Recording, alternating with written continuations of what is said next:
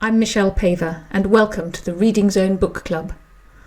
If you're new to the Wolf Brother books, they're about a boy, a girl and a wolf battling to survive in the Stone Age.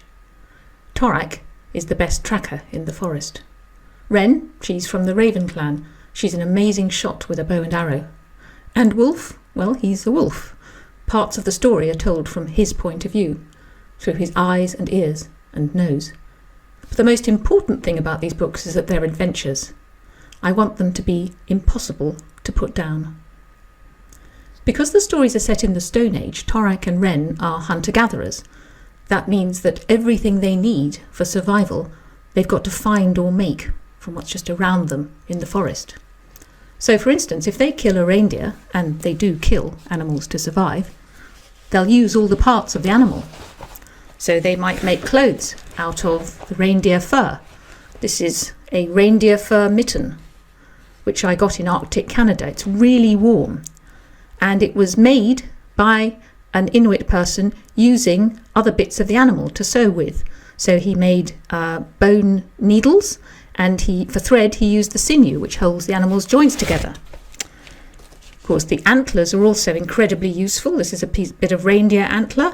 You could use fish hooks, make fish hooks out of this, or knives to dig up, or something to dig up roots. Here's an antler knife, and this is split pine root to stop it slipping when you're gripping it. Torak and Renn know all about the animals and plants in their world because they depend on them to survive, and they're really good hunters. I'm not. And I don't think I would survive very long in their world, particularly as I'm rather short-sighted. So to the new book, Viper's Daughter. Well, it's a standalone story. You don't have to have read the previous books to enjoy it. And in Viper's Daughter, Renn realises that Torak is in danger and she's the threat. So to protect him, she leaves. But of course, Torak and Wolf set off to find her, and their journey takes them to the far north and beyond, to the land at the edge of the world, a place of huge ice caves and volcanoes and mammoths. I thought I'd read you just a little bit from right at the beginning of the book, when Torak and Wolf are out hunting. A bat flitted past Torak as he drew an arrow from his quiver. Wolf raised his muzzle and sniffed the breeze. He glanced at Torak, then into the thicket. There. They crept between tangled alders, Torak squelching knee-deep in black water, Wolf's big paws making no sound. Torak picked a hair off a twig, coarse, reddish-brown. Elk calves are reddish-brown. The calf's mother must have hidden it in the thicket when she went to graze. Torak glanced over his shoulder at the lake. Elk can swim deep underwater. She could be anywhere, diving to the bottom to uproot water lilies with her tongue. Wolf froze, paw raised, ears rammed forwards. Dimly, through the trees, Torak made out a calf-shaped darkness. The elk calf whined and wobbled to its feet. It was as tall as a horse. One chop of its front hooves could split his skull. As Torak knocked the arrow to his bow, Wolf gave a warning "Uff!" and the mother elk exploded from the lake in a chaos of white water and flailing hooves. Torak dodged.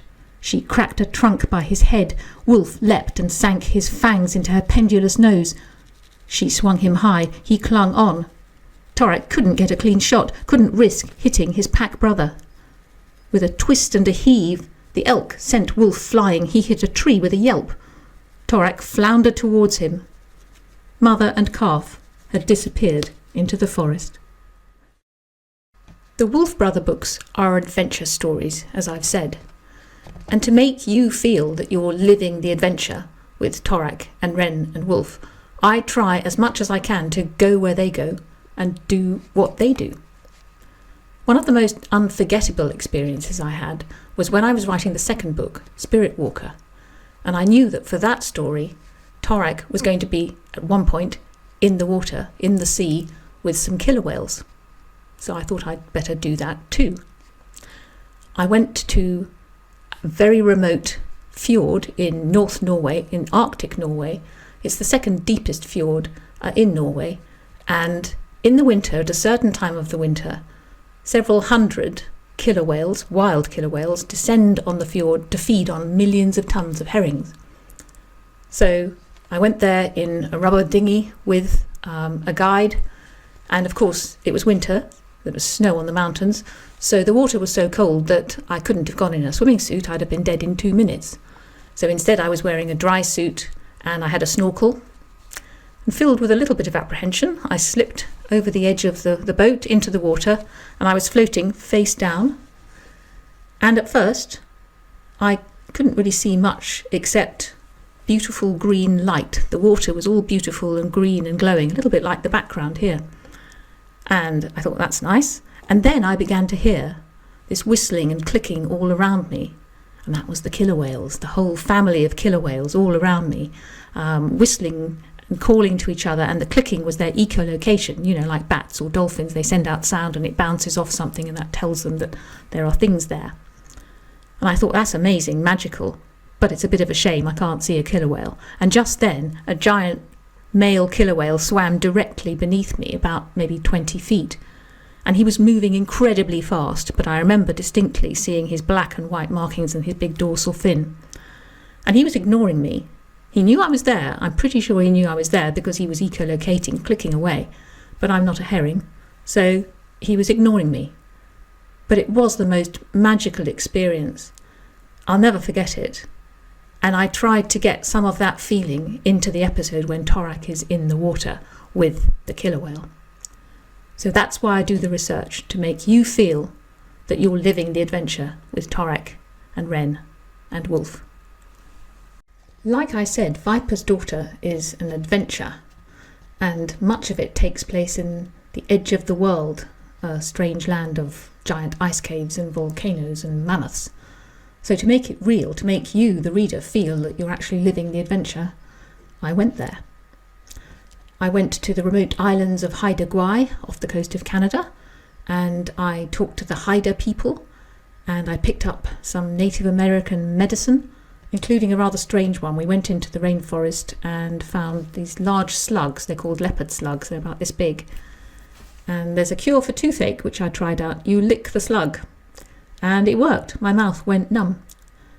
And after that, I went to Alaska, because I knew in the story, in Viper's Daughter, there would be a giant ice cave. So I needed to go in one. And that was under a glacier. And I had to wait for my guide to tell me when to go in, because the edge of the ice cave was very dangerous. Bits kept falling off. But I ran in, and inside it was an incredible blue world, really otherworldly, with the weight of this huge glacier on top of me. And I kept thinking, well, I hope it doesn't move, as glaciers do, because then it'll squash me. And after that, I went to Wrangel Island off the coast of outer Siberia, and that was one of the last homes of the woolly mammoth. I didn't find a mammoth, but I did find a tusk sticking out of a dry riverbed. And I saw loads of polar bears. Every beach I came to, they had huge polar bear tracks along it. And I also talked to the Chukchi people who live there, not on Wrangel Island, but on the coast of Chukotka. And they still hunt walruses and seals.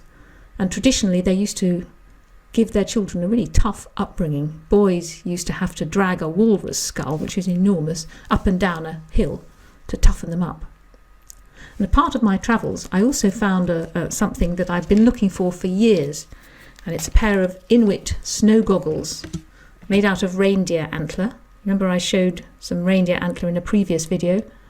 And these are wonderful because you can see out of them, but the slit cuts out the glare. And so they really work just as well, actually, when you're kayaking, to cut out the glare from the sea. So all of this and much more went into making The Viper's Daughter as exciting as I possibly could and as real. I really hope you enjoy it.